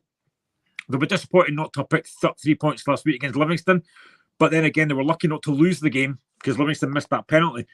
So yeah, it's a big game tomorrow, but I think Kilmarnock have been excellent so far this season. I'm probably the surprise package of the season, I think, given the fact they've done so well. And like you said, the fact to beat both Celtic and Rangers is fantastic. So yeah, if you're a Killer fan, you've got to be delighted with how it's gone. But you've now got to keep that going. I think tomorrow's a hard game because St Johnstone have done very well under Levine. Very well indeed.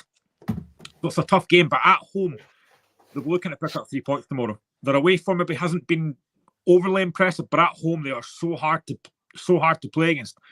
I know that Hearts have gone there twice and beat them in the League Cup and the league, but they are still a very hard side to beat.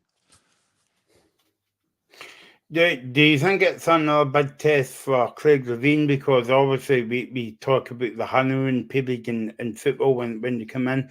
Did a decent job. Nearly got a point off us. In fact, nearly beat Celtic the other week. If you remember, Joe Hart pulled off a brilliant save at the end of the game as well.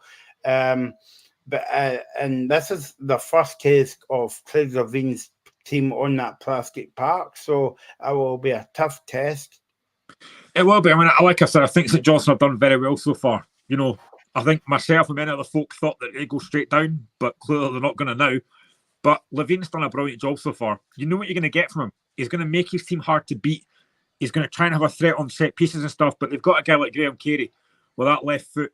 Brilliant finish last week against Hibs, which I was delighted with. But they are a hard side to play against. He's made them hard to beat, and that's what they had to do, get back to basics.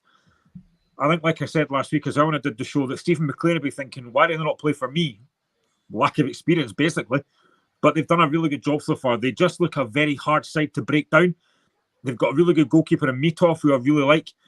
Graham Carey as well is a really good player as well. So they've got that threat going forward. They still don't have Nicky Clark back yet. He's still injured, but they've got Chris Kane up front. Wednesday night, I think the guy Jai Simi, you can maybe say it was harsh, but it was a red card. You know, it was going for the ball. Absolutely. It's a challenge that he follows through in. I don't agree with Clement's thing about, that's one of our players that was like targeted basically. It wasn't. It was a bad challenge, but he was going for the ball. It wasn't kicked off the park. That's just nonsense. It was one of these challenges that you make and he followed through, unfortunately.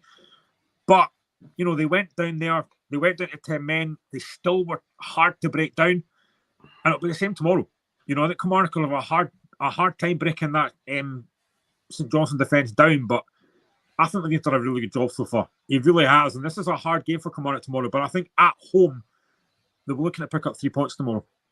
Stephen, what do you think of the game? Because Craig Levein's done a decent job since he's came back in here, back into St Johnstone, sorry. It's quite difficult to say anything different than when Graham's already said, because he's analysed it perfectly. I think he's turned the fortunes around since he's went in there, and they've really kicked on up the table.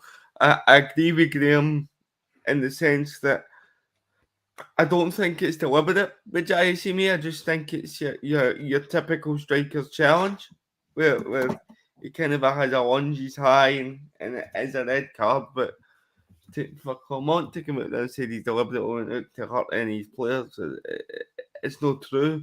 The sending off does change the game, because you look at how well they did with 10 men. Rangers still had to score via their penalty kick that they seem to get once a week. But so to kind of put the game out of sight, but no, and I don't believe that conspiracy theory. By the way, that was just a wee joke. But Kilmarnock, really good home form. St Johnstone picking up some good form over the last couple of weeks. There's a couple of draws this week, and I think this is another one of them. I think this is a one each. I think St Johnstone will go and get something from the game. Definitely. So that's the game tomorrow between Kilmarnock and St Johnstone. Remember, 1 till 7 o'clock. But get your comments coming in on YouTube, Facebook, and we're asking tonight, what player from your team are you wanting to see more of after Christmas? What team has impressed you? What team has disappointed you? Who has been your player of the season? And where is your favourite pie from Football Park this season? Anyone? Stephen? Who's disappointed me most this season? No, I was going to ask you about your pie. What's your favourite pie? Kebab pie at St Mirren. Kebab pies are unbelievable. Pie. If you've not tried the kebab pie, go and try them. I even ordered it. You can order them online. I even ordered it. That's how much. No, we need to. And by the way, I must say that I never eat at games usually. Never. We need to help Graham here, Stephen, because Graham lives in Pennycook. They haven't invented pies up there. They still got sausage rolls. But anyways, Graham, your favourite pie of the season, and please keep it clean. See, I haven't got to as many games as I would have liked this season, but the pie at Easter Road that I went to for the women's game was actually quite nice, to be fair. So that's probably the best one I've had so far. And that's the only time I'm going to praise Hibs on this show. Okay, that I wondered where you were going with that one. Actually. But yeah, I was getting worried with that. Actually. But yeah, my favourite pie, if you're interested, is Livingston. But there you go. I'll leave that one there. Let's move on to Ross County and Mike Up. That's a bit of a mouthful, actually. Ross County against Hibs. Stephen, you were up there the other week, actually. And, don't stop reminding me of the fact that I went to Dingwall, please. Well, I was just remembering you. That was all. I like to help people out sometimes. It's a weird one to call this because Ross County obviously having a disappointing result the last time out, losing late on against Dundee, and I don't really know what way it's going to go, to be honest with you. But I mean, it's up there in Dingwall, isn't it? So you would probably edge towards the home side. It's just obviously Hibs losing out last time against St Johnstone. And if I'm doing my usual where I should do this stuff before I come on, but Hibs actually have the 4th best away record in the league. There you go. So they'll probably fancy their chances of going up there and getting something. I think that I would say, if I can get my words out, that under Nick Montgomery, Hibs have been patchy, I think. There's times where they've looked really good, but there's times where... Well, you'll get a wee insight. You'll get a wee insight into it in a few weeks. Should call him Mick Montgomery instead of Nick. Sorry, that's straight out of the Graham Handbook of jokes there, isn't it? Mine are better than that. Absolutely better than that. Absolutely terrible. But anyway, no, I'm thinking Derek Adams, will he get the reaction out of his players after slamming them but the standard of Scottish football in general last week, or will it have the adverse effect? That'll be interesting to see. I'm probably just going to go for Hibs to win this one 2-1. And by the way, Graham, what do you think his comments? Because I think he's got a point about the standard of the game. I do think he's got a point there somewhere. I just think the timing of him coming out and saying what he said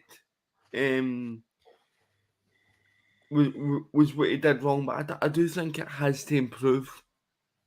I said it last week. I thought it was really, really harsh to make those comments, and I think they might have had more substance had they won the game. You know, if he comes out after a win and says, you know what, the standard maybe hasn't been overly impressive, then fair enough.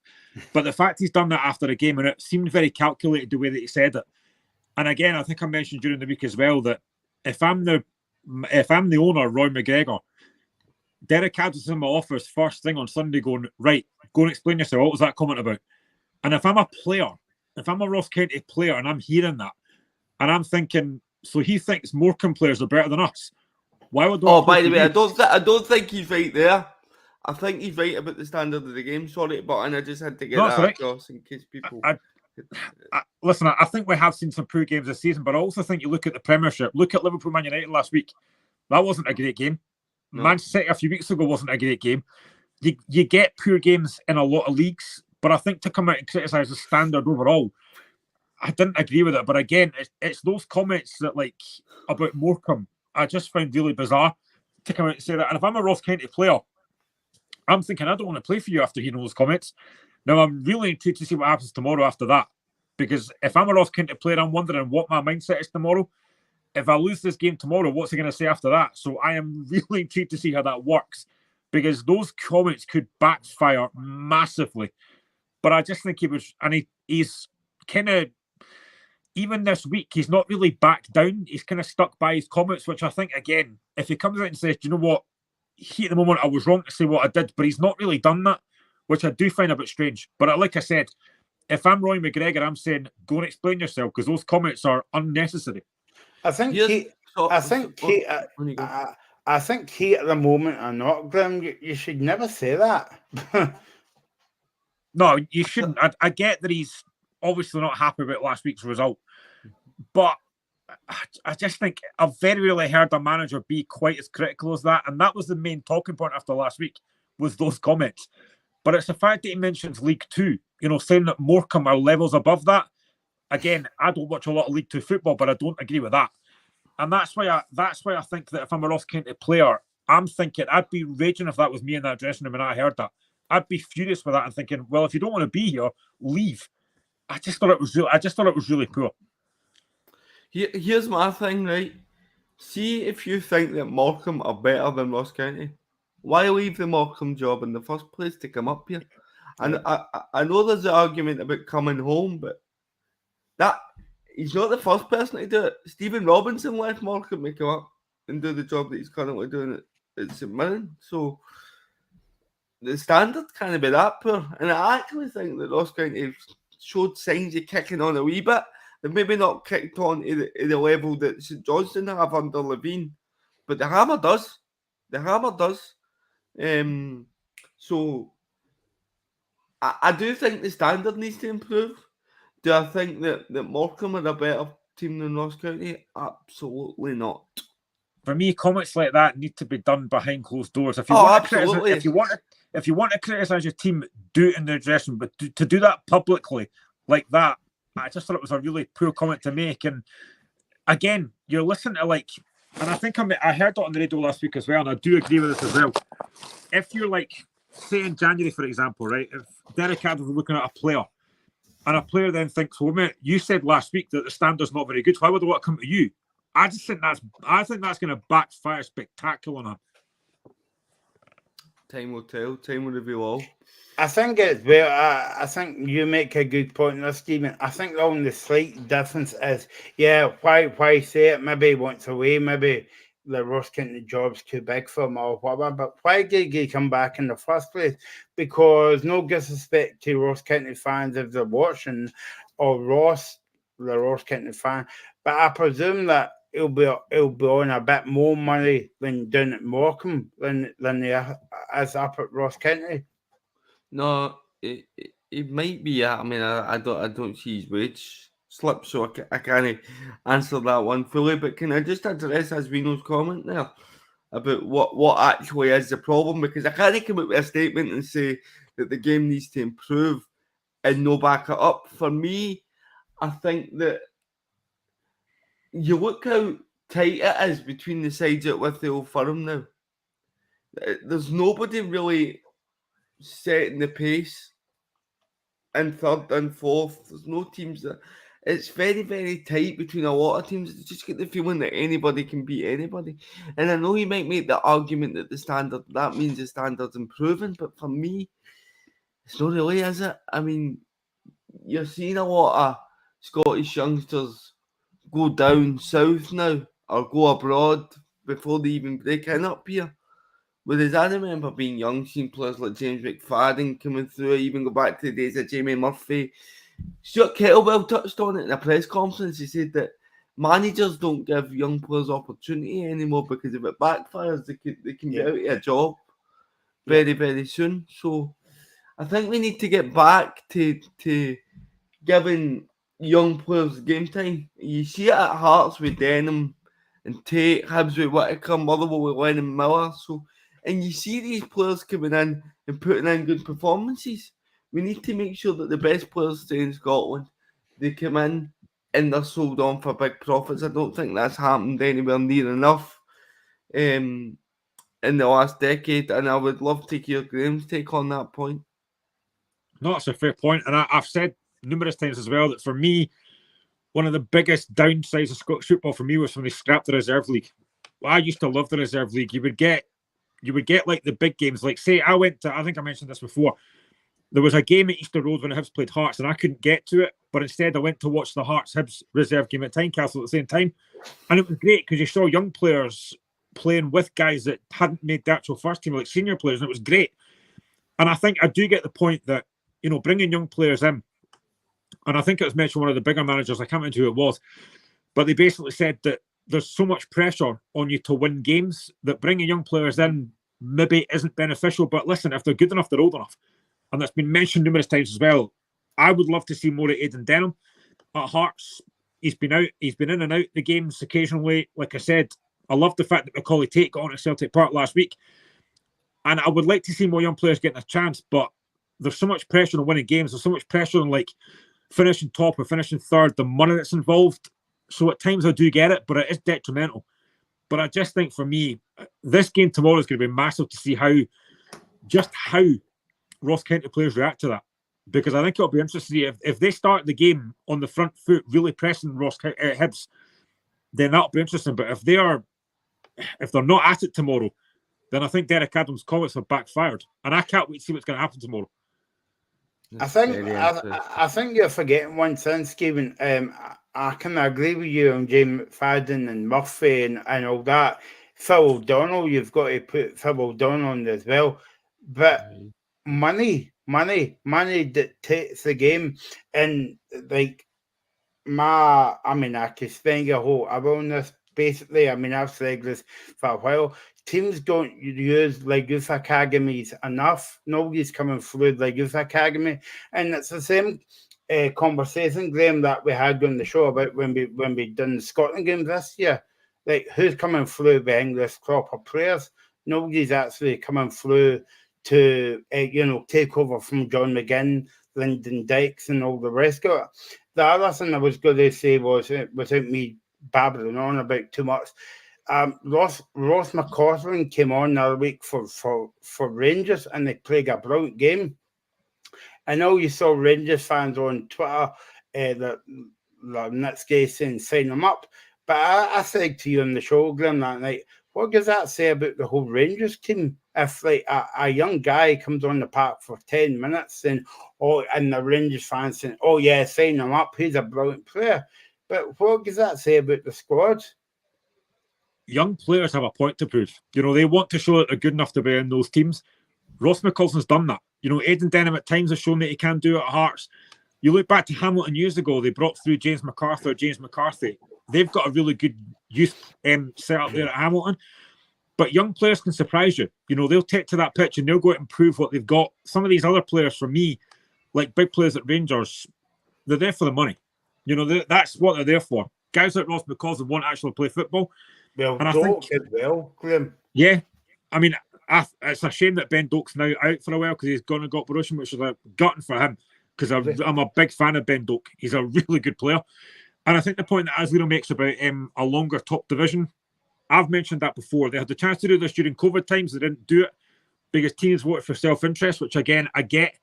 But I know that David Martindale mentioned it again a couple of days ago about a longer top division. It's ironic that Livingston are bottom and now he wants a longer league. Ironic. And then you've obviously got the comments by Craig Levine that says he would love to see Celtic and Rangers going to the Premiership. Again, that's been talked about so many times. It's never going to happen. It will never, ever happen. But I've always said that I would like to see a bigger league because playing the same team sometimes 4 times a season, or if you draw them in cups 5 or 6 times a season, it does get stale. I would love to see a extended league, but it's never going to happen. They should have done it during COVID times, but they didn't do it. And I think that was the time to do it. Can I make a point? Because you raised a point about the game as a whole there, and you're absolutely spot on. Should be 16-team league, 3 16-team leagues for me. Promote 3 for the Lowland League, 3 for the Highland League. You take the 42 that we have currently to 48, right? That's what I would do. Anyway, but did you see the kind of Ian Maxwell's comments this week? Regarding, he was asked a question about fans should come first, TV shouldn't be dictating to the games. That's why attendances are going down. No, and he came out with a comment like, "Oh, we need to get the balance right." You don't need to get the balance right. The most important thing that you have in this game is football supporters. And then he was asked. Somebody made a comment about people in blazers making decisions, and he says, "This isn't a blazer. This is a suit." Just total backhanded comments. What do you think about the people running the game at the minute? Because for me, they're no fit for purpose, to be honest. No, they're not. And all you've got to do is look at Neil Doncaster. That boy gets paid a lot of money for what? And then I don't know if anyone else seen this a couple of days ago, but Edinburgh City. Now apparently Edinburgh City wanted to kind of amalgamate with Spartans, and Neil Doncaster basically poo-pooed it. And it means that Edinburgh City are now going to lose a lot of players. They've already lost a lot of money. That's your top guy, and he's ruining the game. And I've said this numerous times, Doncaster is not fit for purpose. Neither is Ian Maxwell. I think they're ruining the game. And it's just, for me, it's just a farce how they run this game. But like I said, for me, they should have extended that league during COVID times. It was a chance to do something different. And I've always been for extending the leagues. They should have done it then, and they didn't. Because what they did was they allowed teams to vote. Every team voted for self-interest. I'm not just saying this because Hearts went down and Partick and that as well, but that was the time to do it. Do something a bit different, but they didn't do it. They let teams vote, and every team voted for self-interest, and that was the wrong thing to do. What should have happened was Neil Doncaster should have actually said, you know what? This is unmitigated. We're going to extend the league. And they didn't do it. They bottled it. And for me, that was the wrong thing to do because, honestly, playing the same teams 4 times a season, it is boring. It does get boring. Let's move on now because I'm not even going to get started on this one because I'm going back to the TV deal as well because obviously, well, it's SFA's fault how they sing that deal, but when was the last time we saw Man United and Liverpool kicking off at 12 o'clock on the Sunday? I rest my case. Let's move on to the Motherwell Rangers game on Sunday. I think Stephen might have an interest in this one. Big game for Motherwell, but also a big game for Rangers, Stephen. Yeah.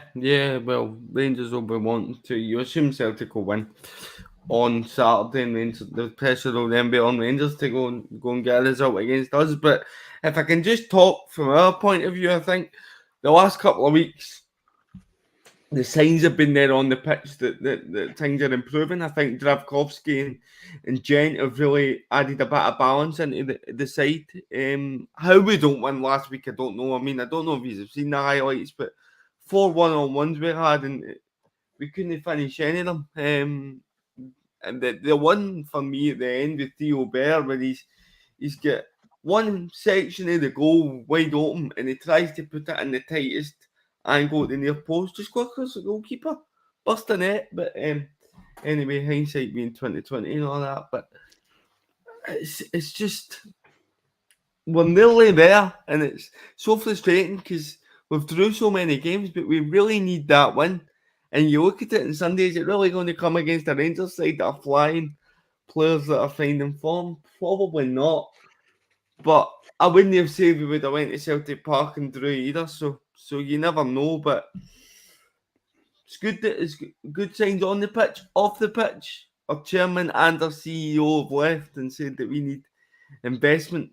I'm starting to look at the fan ownership model now and thinking it's not really working. There was a statement that came out this week and said that we've spent £6 million more in the same amount of time that Kilmarnock have been fan owned. In the 6 years that they've been fan owned, we've spent £6 million more. So that shows you the state that we're in financially, and I just wonder whether maybe it's time to shake things up and try and get an investor. Stephen, I just wanted your comments on Anna Lino's comments. He makes a brilliant comment. We were talking about this earlier on. Yes, Fir Park and the Sunday noon ridiculous kickoff time. Well, to be honest with you, that's back to the TV deal. They could get easily made that tomorrow, Stephen, at 12:30. Yeah, they could have made it tomorrow, but they probably wanted a game on Christmas Day, so Christmas Eve. So we've been landed with it. The thing is, it's Christmas Eve, 12 o'clock. I don't know if I'm going to go because of how early it is and the fact that it's on Christmas Eve, the fact that it's on TV. I might just sit in the house and watch it because you're feeling a bit of a doing for one. It's Christmas Eve for two, and it's a 12 o'clock kick-off for three after the Saturday night out tomorrow. It's not exactly the most appealing of days out, is it? But nah, it's crazy. But nothing surprises you anymore with this league, does it? Would you rather have the game tonight would you rather have a game tonight under the floodlights at 7:45? Because I know how Celtic went there a few years ago. Was it at Christmas? But I think that's when we had the Friday night fixtures. I think that was quite a regular thing. Yeah, but Sky could get easily done as well because, I mean, as you know, Graham, Sky's got the final say whether we like it or not.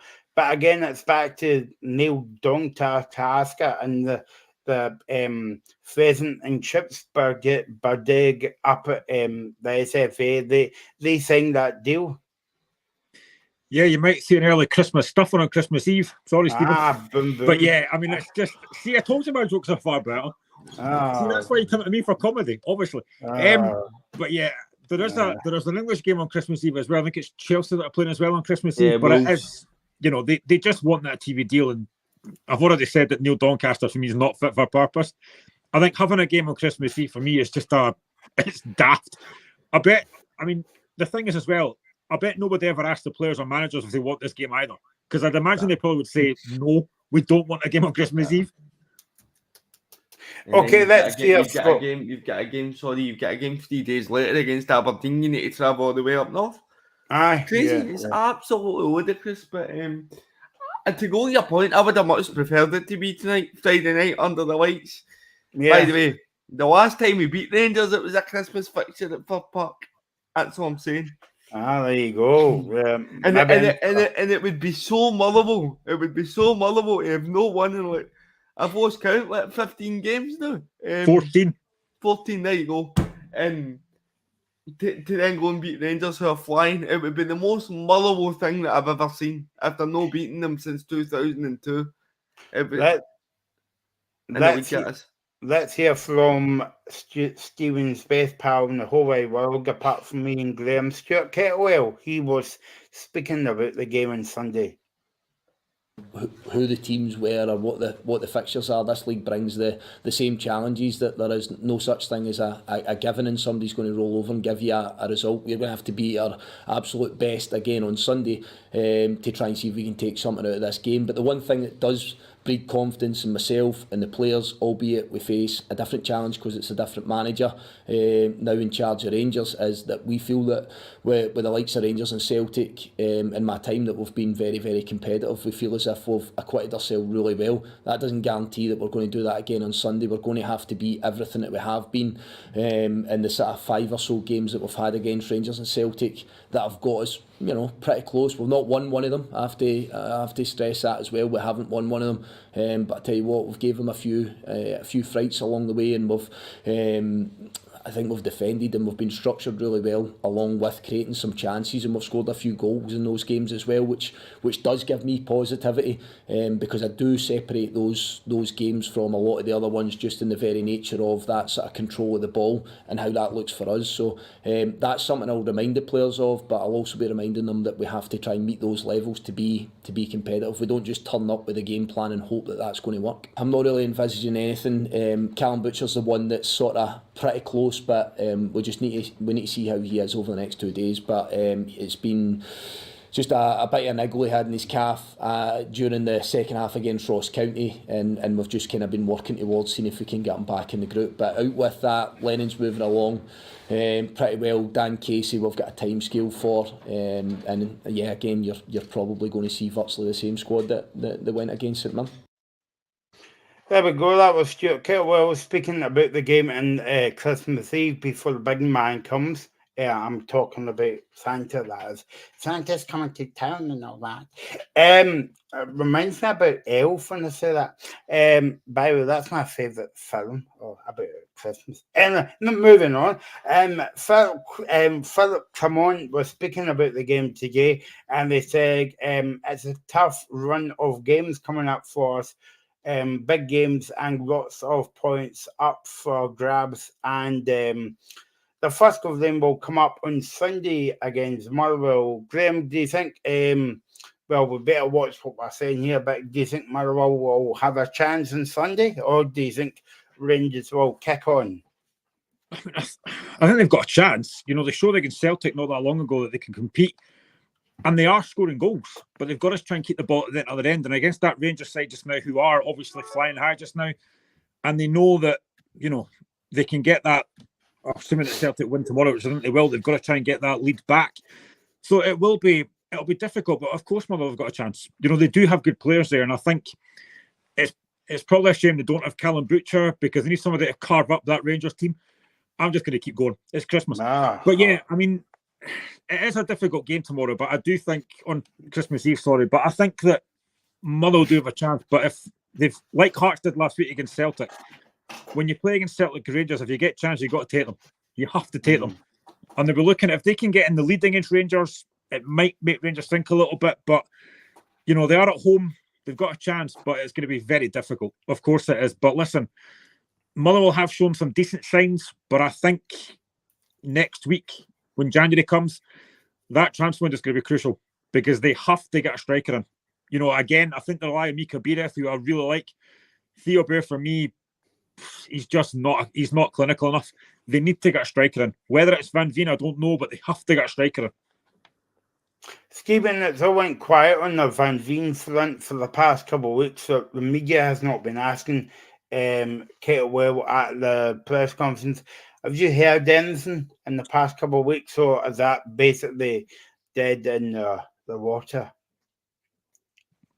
Oh, and Stephen's on mute. Well done. I'm here. I don't think it's dead in the water. I think it's something that you'll maybe hear about in the middle of January where he's going to go, that kind of a thing, or maybe during the winter break. But it's crazy because Graham's right. We absolutely do need a striker in, but we signed 4 in the summer. That shows you how poor the recruitment's been. We've signed 4 strikers yet we're still in a situation where we need one. And I don't know.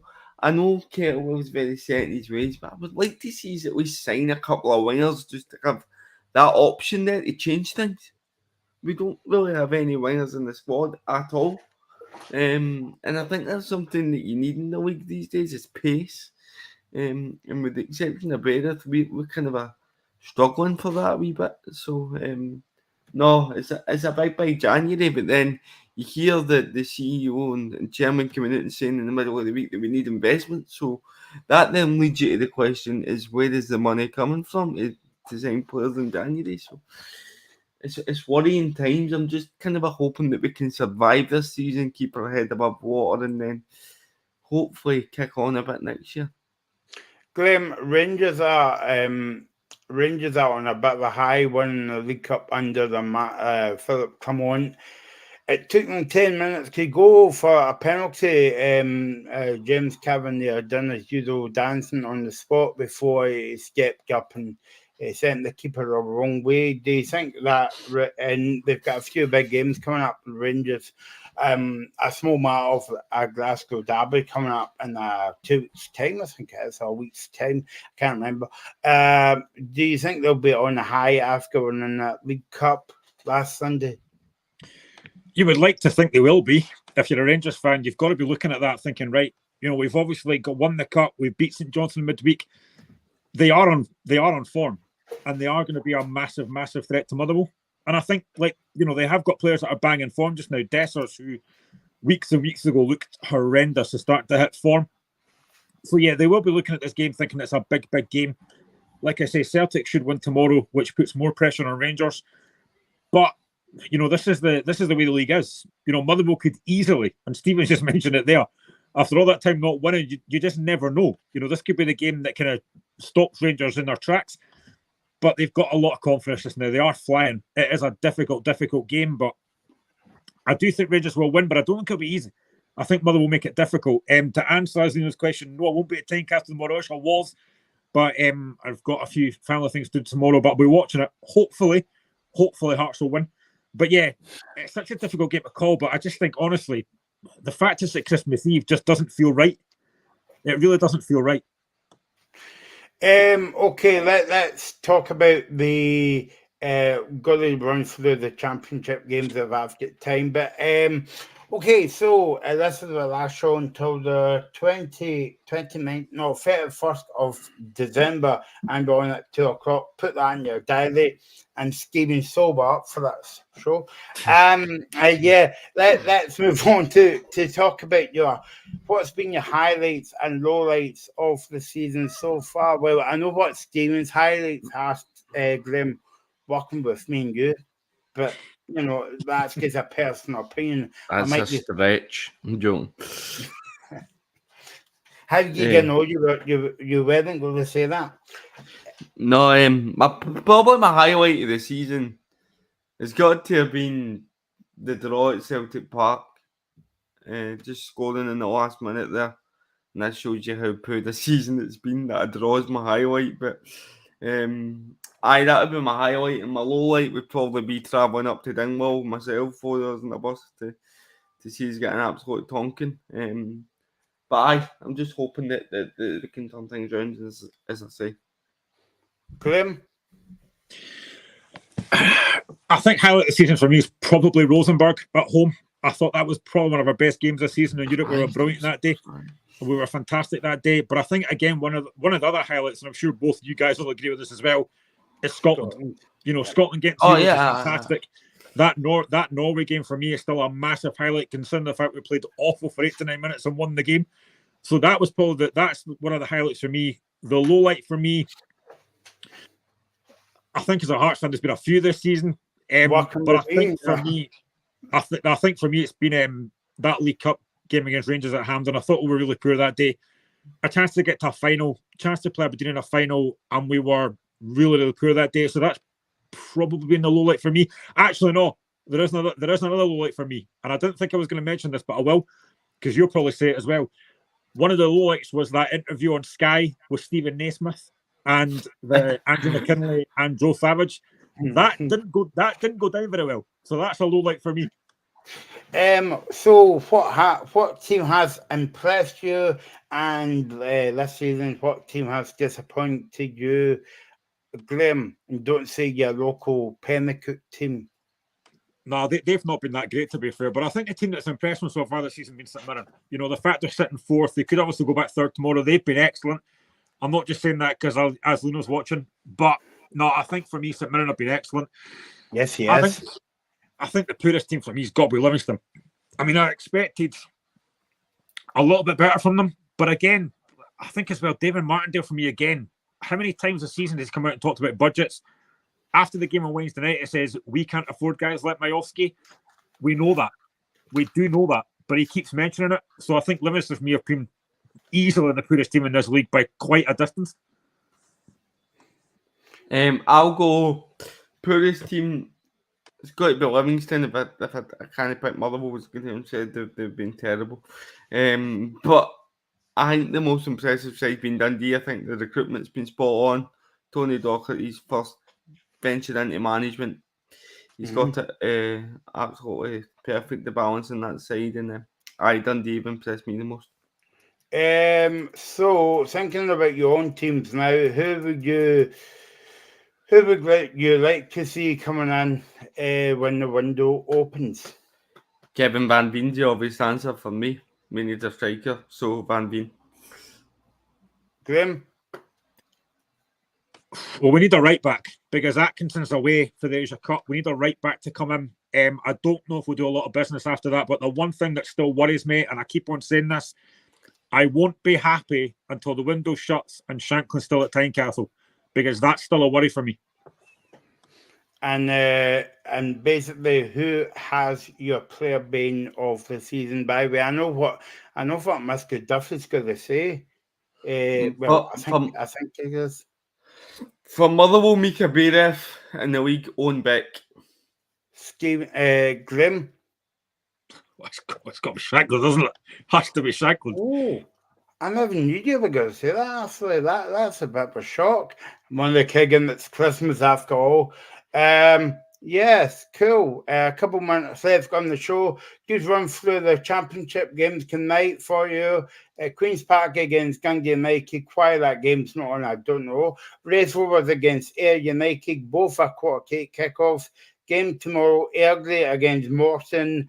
Brove against Conferment, and Packet Thistle against Inverness. That could be a very entertaining game. Just to say, this is our final show until the 31st of December at 2 o'clock, so join us there. It's been an absolute pleasure last year to share the platform with Mr. Duffy himself and Mr. Stephen Reesig. A new signing came on during the season, so thanks to Reagan, thanks to Dave, thanks to everyone behind the scenes Nigel, Kevin, Rory, you know who you are. Thanks very much. And thanks to my mum and dad as well. And thanks to whoever bought me this new jumper. So Merry Christmas, guys. And we'll see you on the 31st of December. Thanks for watching, and thanks for all your contributors. And we'll see you again soon. Merry Christmas! Merry Christmas, folks. Merry Christmas.